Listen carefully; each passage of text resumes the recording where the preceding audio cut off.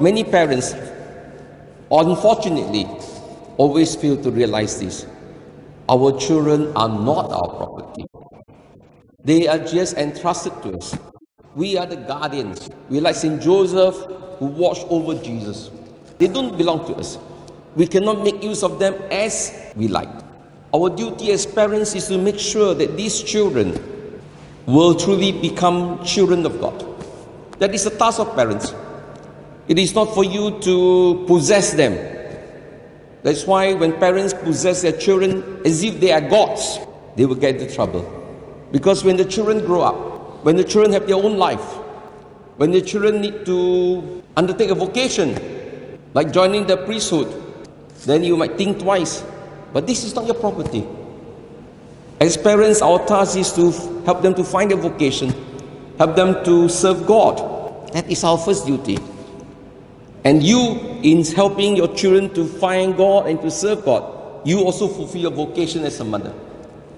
And this is true even, not just of children, even husband and wife. We are not each other's property. We are called to help each other to become the child of God that we really are. So it's good to bear in mind. Firstly, we are just stewards. We are guardians. Like that, you will not possess them. Like that, when your children are grown up, you can let them be free. And you are happy for them because they are fulfilling their vocation in life. Do you prepare your children just for life on this earth? Or do you know that the ultimate destiny is life in heaven? That is our destiny. So many parents today are more concerned about preparing their children for life here on earth. They want a good job, plenty of money, beautiful house, beautiful car. You don't prepare them just for this life on earth. Are you preparing them for the life hereafter? And that is eternity. This life is so short. And so if you're thinking of eternal life, life to the fullest, then this is a passing world. And that is why we cannot cling.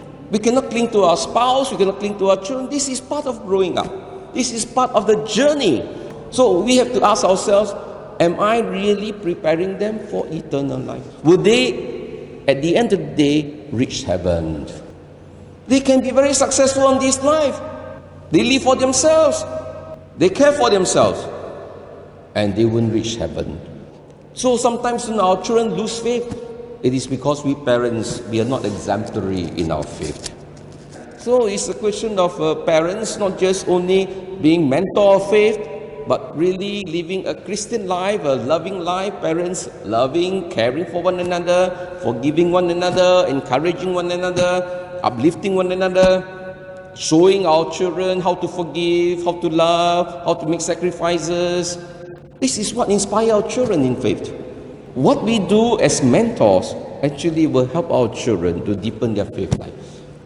We have been giving talents, we need to use it. We need to explore, we need to maximize. So as parents, what do? You help your children to maximize their potentials. That is what we are called to do. At least your conscience is clear. At least you know you have done your best. And the rest, we just continue to pray for them and lift them to the grace and mercy of God.